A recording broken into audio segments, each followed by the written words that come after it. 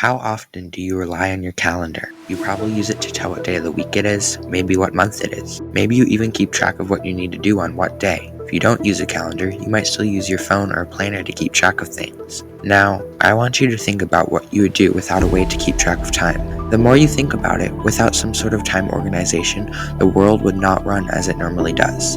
Picture civilization without a form of time. They just live through everything without even some sense of how old they are or what they need to do before dark. What if our world was this way? What would have been the consequences of not having a form of time organization like a calendar to keep track of the days? Let's examine what the calendar is, where it came from, and how it evolved from scratches on stone to becoming an essential part of our daily lives that changed the world forever.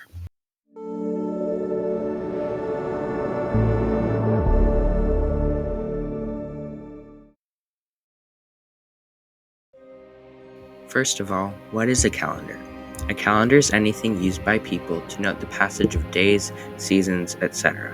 First, let's think about the calendar and its description concerning our daily lives. We use the calendar to keep track of what day of the week it is and what season we're in.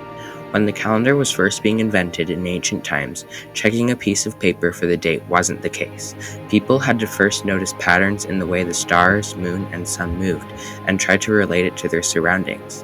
Recording this information to keep track of the patterns and make a calendar was done in many different ways, including using pits to track flooding or making marks on bones or stone to keep track of seasons. This led to the many different types of calendars there are today. There are 4 primary types of calendars.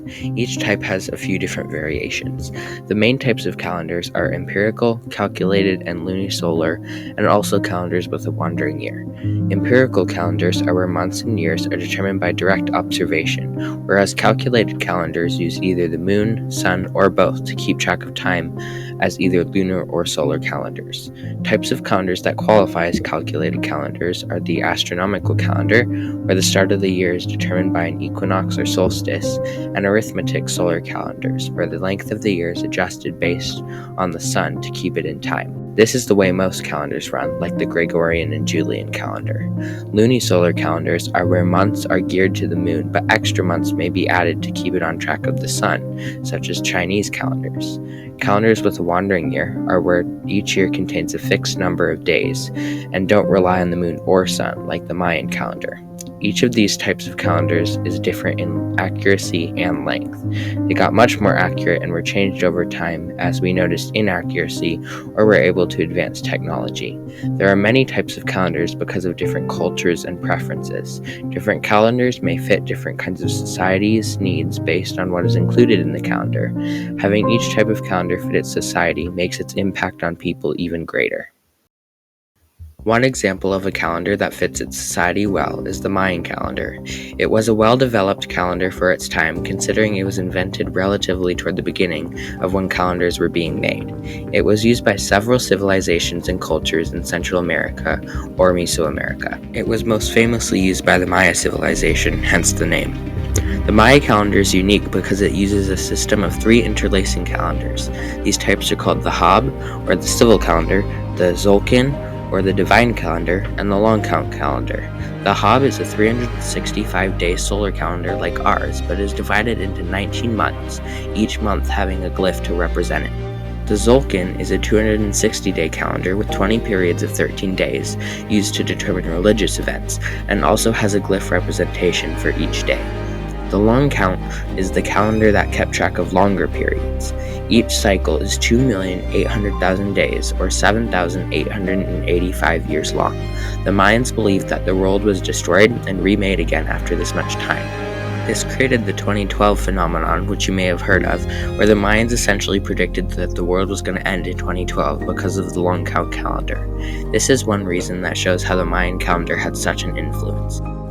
Each of the different calendars are used at the same time in a wheel format to determine the date because each calendar has a different amount of time it represents.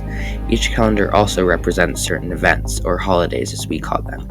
Because of the way the Mayan calendar works, it fits the culture of the Maya and had a great impact on them, such an impact that we still think of the Mayan calendar today, an example of which being the 2012 phenomenon.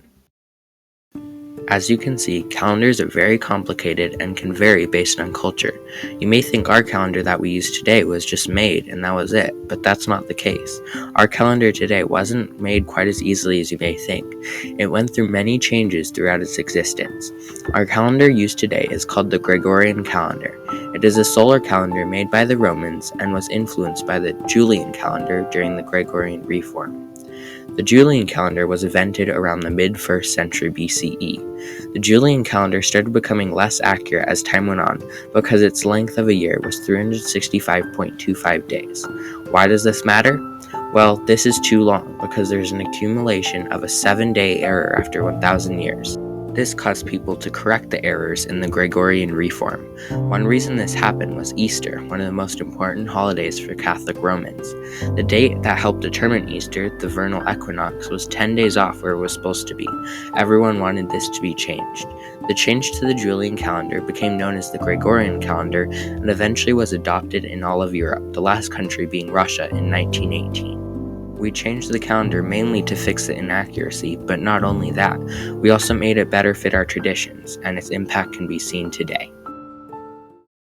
Throughout history, people have made many changes to the calendar to make it more accurate. You may be thinking, why would someone spend time to do that? Why wouldn't they just leave it alone? Because it still helps us keep track of things even if it wasn't changed.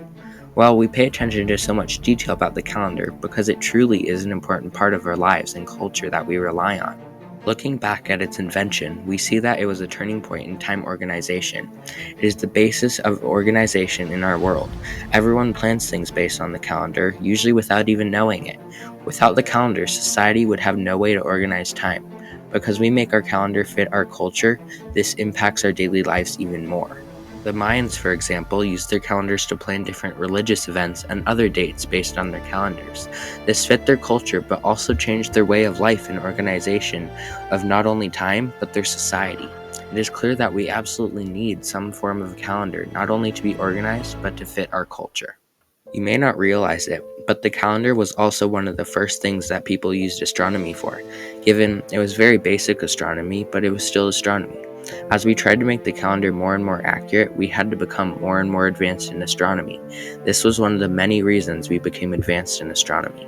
Because calendars can predict astronomical events, for example, it means that astronomy had to be involved in the calendar. And because astronomy was involved with the calendar, it helped kickstart our thoughts about space. It was one factor out of many that affected what we can do today and possibly in the future with space. This shows that not only did the calendar affect our world today through organization and culture, but could also affect what we can do in the future astronomy-wise. It could even help organize what our culture becomes in the future. Over the course of thousands of years, the calendar has been affecting the world through organization, recording of time, new ideas, and culture. It turned the world around from no way of organization to being able to plan and giving a basis for our traditions, which led to the way our world works today. So mark the date and remember how the invention of the calendar changed the world.